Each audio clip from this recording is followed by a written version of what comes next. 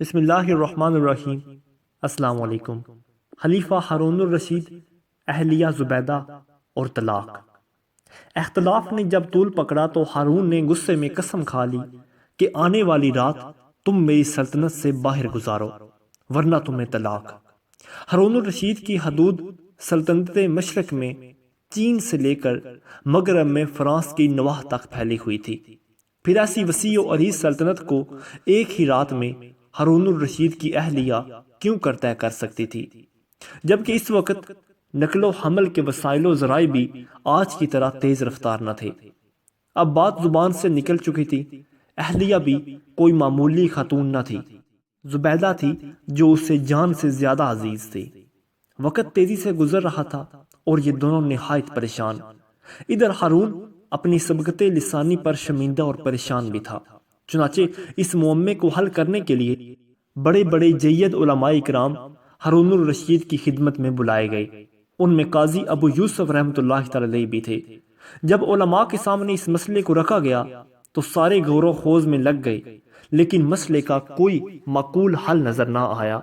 اسی لیے ہر طرف خاموشی طاری ہو گئی۔ البتہ ایک بات پر سبھی کو اتفاق تھا کہ اس طرح شریعت میں طلاق ہو جاتی ہے۔ اسی لیے ہارون الرشید کی دی ہوئی طلاق واقع ہو گئی۔ اب علماء کی نظریں قاضی ابو یوسف رحمۃ اللہ تعالی کی طرف اٹھیں کہ حضرت، اس کا آپ کے پاس کوئی حل ہے؟ اس کا آپ کے پاس کیا جواب ہے؟ قاضی ابو یوسف مسکرائے، خلیفہ کی طرف دیکھا اور فرمایا کہ آپ کی قسم ایک صورت میں واقع ہونے سے بچ سکتی ہے۔ ہارون الرشید، وہ کون سی صورت ہے؟